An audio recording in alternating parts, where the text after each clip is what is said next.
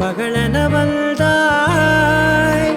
தந்தை சிந்தை நலமுற வந்தாய் நீயே லோகம் என்று ஆனாய் பெண்ணே என்னை ஆளும் தெய்வம் நீதான் கண்ணே பெற்றது நானா இல்லை உன் மகனே நானம்மா தாயே தாயே மகளென வந்தாய்